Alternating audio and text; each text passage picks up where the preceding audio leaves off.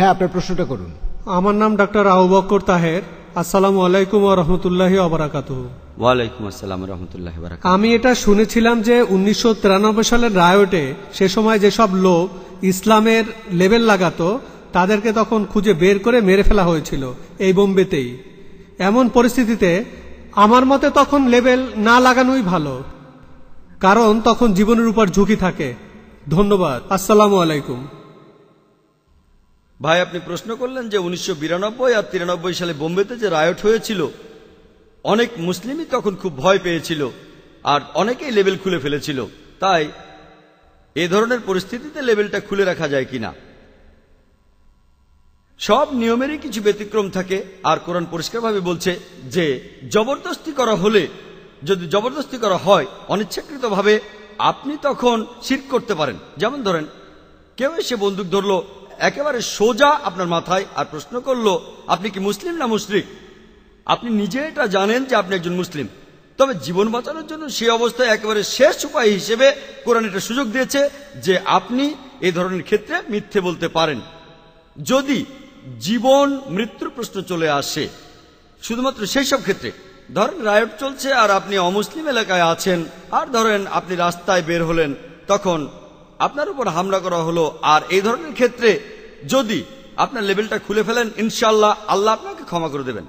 ধরেন কোন রায়টের সময় একজন অমুসলিম আপনার মাথায় বন্দুক ধরে বলল মুসলিম না অমুসলিম, আপনি তখন বলতে পারেন আপনি মুসলিম, হয়তো শহীদ হবেন, অথবা বলতে পারেন আমি একজন অমুসলিম, হয়তো বেঁচেও যেতে পারেন। আপনি ভাববেন আমি এখানে মারা গেলে কেউ হয়তো দেখবেও না, তাহলে লাভটা কি? নিজেকে মুসলিম দাবি করে শহীদ হয়ে যেতে পারি, অথবা বলতে পারি আমি একজন অমুসলিম। কোরআন অনুমতি দিয়েছে এখানে কেউ নিজেকে অমুসলিম দাবি করে নিজের জীবন বাঁচাতে পারে, যাতে পরে ইসলাম প্রচার করতে পারে। আলহামদুলিল্লাহ।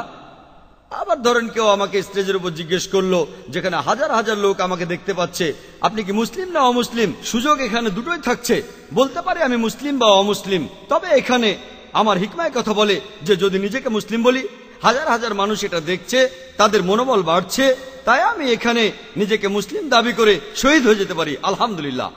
তাই কোরআন দুটোর অনুমতি দিয়েছে জবরদস্তি হলে।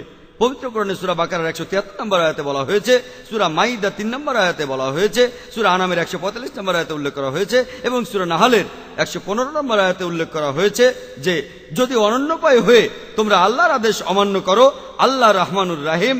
আপনি জানেন যে শুকরের মাংস খাওয়া হারাম, যেখানে অনন্যপায় হয়ে খাবারের অভাবে মারা যাচ্ছেন, আর সেখানে শুকরের মাংস পাওয়া যায়।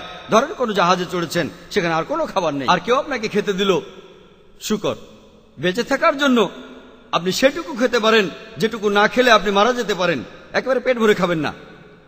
কিন্তু যখনই আপনি ডাঙায় উঠবেন, শুকরের মাংস তখন হারাম। তাই জীবন বাঁচানোর জন্য ইসলামের অনুমতি দিচ্ছে। জবরদস্তির সময় অনন্যপায় হয়ে যদি আল্লাহর আদেশ অমান্য করেন, আল্লাহ রহমানুর রাহিম এখানে এই সুযোগটা আছে। যদি মনে হয় আপনার জীবন হুমকির মুখে, অথবা আপনি মানসিক চাপ সহ্য করতে পারছেন না, সমস্যা নেই। তবে আলহামদুলিল্লাহ আমি কথা জানি কিছু লোক লেবেল খুলে ফেলেছিলেন, আর তাদের অনেকেই পরিস্থিতি যখন আবার স্বাভাবিক হলো, তারা আবার সেই লেবেলটা লাগালেন। তবে আমি এমন অনেক মুসলিমকে চিনি যারা এই রায়টের আগে লেবেলটা লাগাতো না, কিন্তু পরবর্তীতে রায়টটা দেখে তাদের মনোভাব বদলে গেল, তারপর তারা লেবেল লাগাতে শুরু করলো। আমি ব্যক্তিগতভাবে এমন অনেক মুসলিমকে চিনি আলহামদুলিল্লাহ, যারা এই রায়টের পরে লেবেলটা লাগিয়েছিল। তারা রায়টের সময় পরিস্থিতিটা দেখেছিল আমরা সমস্যার ভেতরে আছি, আমাদের নিজেদের মুসলিম হিসেবে পরিচয় দেওয়া উচিত। তারপর সে রায়টের পর পরিস্থিতি যখন স্বাভাবিক হলো, আলহামদুলিল্লাহ অনেক মুসলিমই সে রায়টের পর লেবেলটা লাগিয়েছিল। আশা করি উত্তরটা পেয়েছেন।